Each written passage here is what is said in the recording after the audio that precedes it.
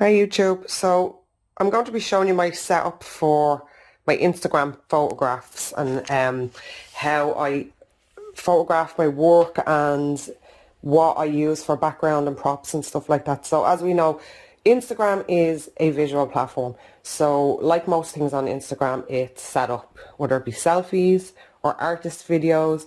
You want your picture to be aesthetically pleasing, and that's the goal here. So there is a little bit of magic behind the scenes, or tweaking, working on things, and setting up to make your photo stand out. So what I have here, I'm using my conservatory room because we have a skylight here, so it lets light in. So you want your room to be bright. Brightness is and lighting is huge. It's a huge key to grabbing people's attention on Instagram when you're posting your pictures. You want a well lit picture. I see a lot of artists that post their pictures and their work is fantastic, but the lighting lets them down. You don't want a dull picture. It's very hard anyways when you're an artist to photograph your work and you know yourself, pick up them details. You hear people all the time, that's way nicer in real life. You want to be able to capture as much detail in your pictures as you possibly can, and good lighting is going to help you do that. So I have, as well as the natural light, I have a ring light here. So I'm just going to show you the one I use. So it's just an LED soft ring light. It has a couple of settings on it. You can adjust the brightness. You can make it a cool light or a white light, or it's kind of like a yellow, but I have it on the bright white light at the minute for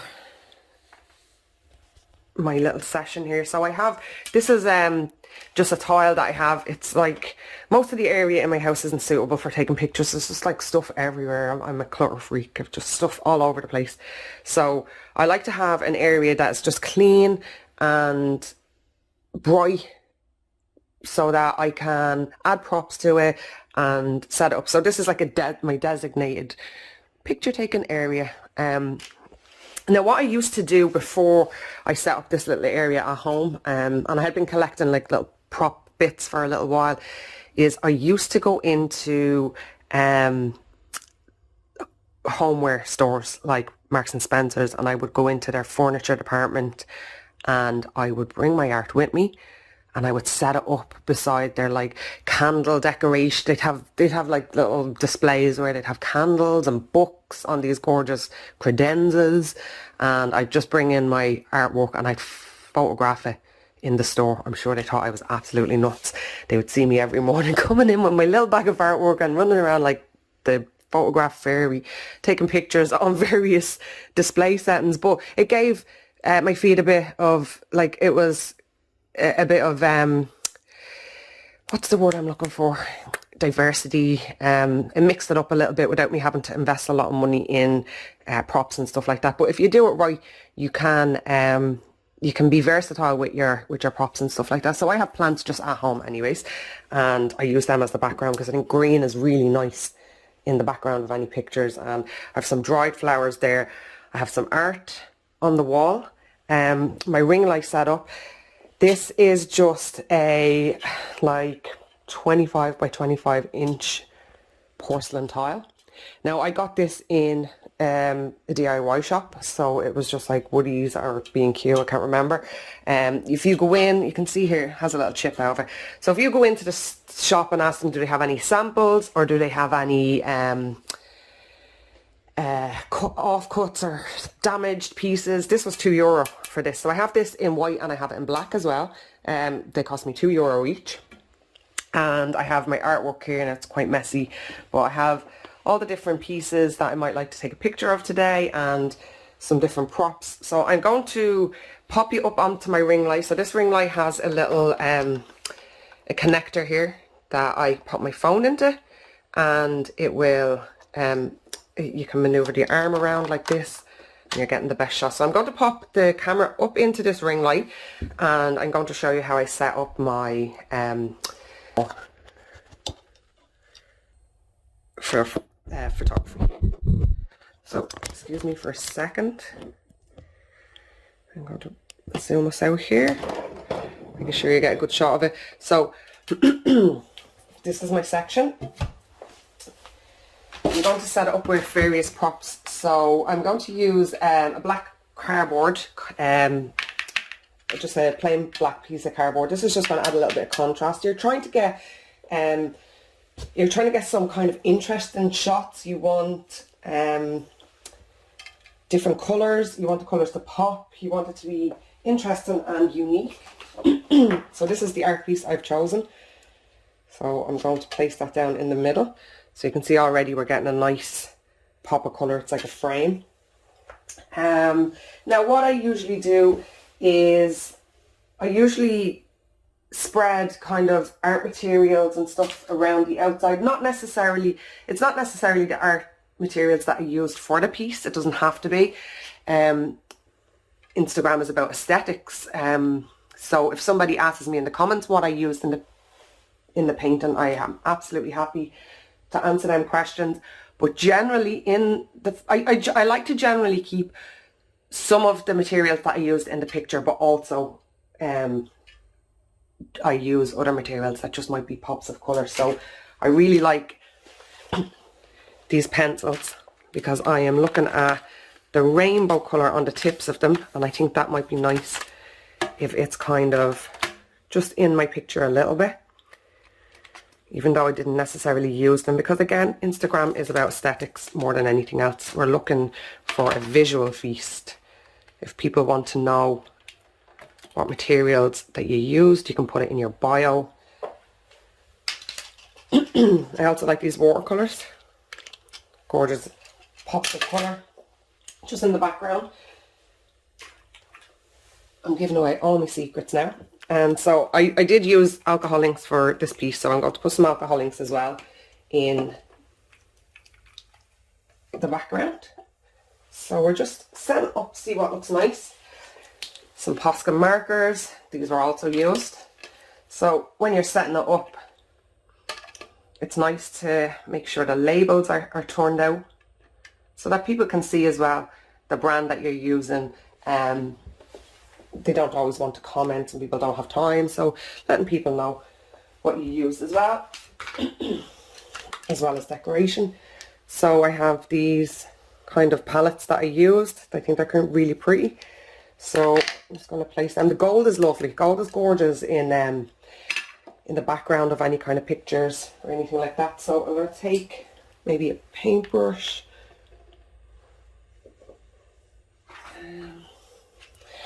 I mean, you can put things in, and what I like to do is I like to look for, you know, where can we see extra space, where are we seeing gaps and stuff like that. So you can just add things in the background just to make it interesting. So now what I will do is I'll take my phone, my camera, and I'm going to take pictures from different angles. Make sure your lenses are clean. That makes a huge difference as well. Okay, so I'm going to take pictures from different angles. I'm looking for, can we get as much colour and contrast as we can. So we don't necessarily have to just take straight on, although that's a nice picture as well, if we can take a straight on picture. You might like to take a corner of your painting where you're getting some supplies in, some green in, and just turn the phone, take loads of pictures. Take loads of pictures, change your angles, take as many as you need to. You can go back into them then and decide which one is the best. Sometimes when you take the picture, you don't really see it, but when you're sitting after the fact and you're swiping through your phone, a certain one will pop out and you'll be like, that's the one. So your different distances, take it far away.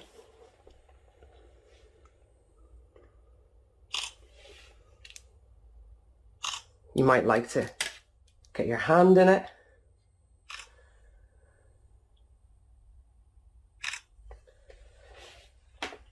And then what I also like to do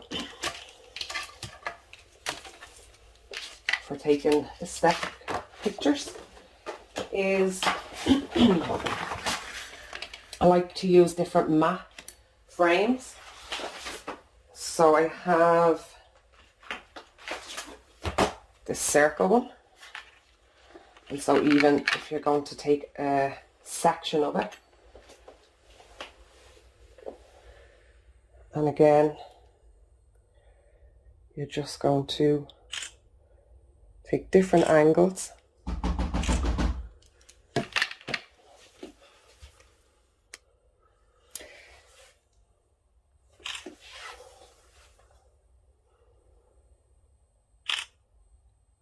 So you're going to be cropping these pictures, but you're having a nice contrast there, something interesting to look at. Different shapes even. And sometimes I leave the plastic on it because it gives it a nice shine. It looks like it's under glass, which is nice and it's pretty. So again, just taking different angles from above, getting that green in. Another tip that I like to do to change up, because you can sit in one session, you can photograph a lot of your work and it looks like it's not done all in the, you don't want to bore people. So these are more tiles.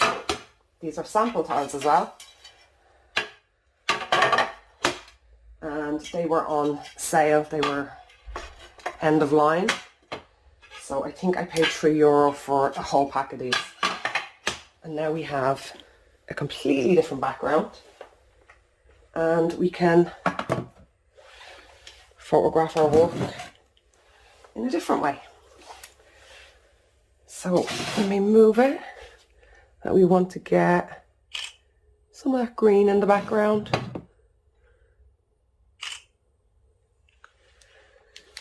And we're just mixing it up a little bit.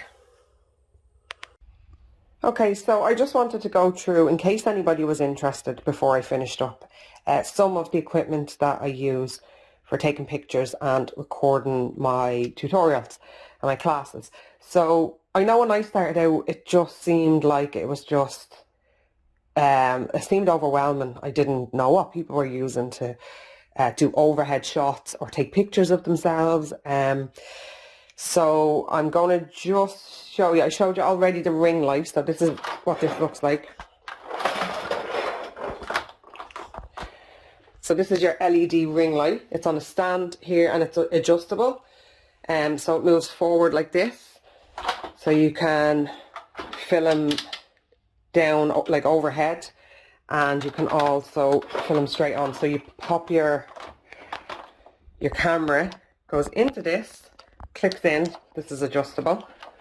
So it opens, well, I can't do it for you now, but that opens, stretches open, and you pop your phone in there. Now, if you wanted to take, like me, I don't have anybody to film me. So I film myself, or I take pictures of myself when I'm taking pictures for my Instagram. So I have this little clicker. It's kind of, I have it so long now, it's kind of worn, but this is a Bluetooth photo taker. I don't know if that's the official name for this piece of equipment. But basically what the concept is links up to your phone. It's pretty simple. You just turn your Bluetooth on. Your Bluetooth will search for it, and you hold this in your hand while your phone is connected to your stand, and you click the button. So if you ever see me in any photos when I'm taking pictures with my art, if you watch for one of my hands will be hidden because I'm holding, or you might see the clicker. I'm holding the clicker, so I have my hands folded or behind my back, hiding my little secret. These are relatively inexpensive. I bought this one on AliExpress and I think it cost me like less than €5 with shipping. So just a little battery in the back, quite simple. I also have a tripod I bought on AliExpress as well. Now I don't know what the name of this is because it's a Chinese brand, but this tripod is adjustable, so you can, let me just hang on one second. So what we have here, you have your stand that opens out and you can move. This is obviously for the overhead. Your phone goes in here and you put it down and it moves side to side, or you can take your pole out. It might help if you open up the lock, and you can shoot straight on as well with this. So this is really handy, and I think this was about I think I paid about $80 on AliExpress for that. So that's a handy one to have. Now this part over here you can take out and you can put your DSLR, I think it is, your Fujifilm or your Canon camera connected to that, or this is a separate piece. This is a separate, this is what I mean, open and close and adjustable. This is a separate piece you buy, an attachment for your phone. So I will try link all of these different pieces of equipment in the comments. Now, this is the last piece of equipment. Now this is similar to your tripod stand for, it's lightweight, so it's not really heavy duty if you're kind of doing a long session of filming. You want a better setup, but this is just kind of a quick and easy one. So it has like a little grip here, and you pop your phone in there, so your phone sits this way, and then this end clips onto the side of your table, like so. So you clip that there, and the arm then is adjustable. Oh, well, I mean, it's a little bit tricky. It's kind of tight, which it's good. It's good because it will hold your phone and it won't move.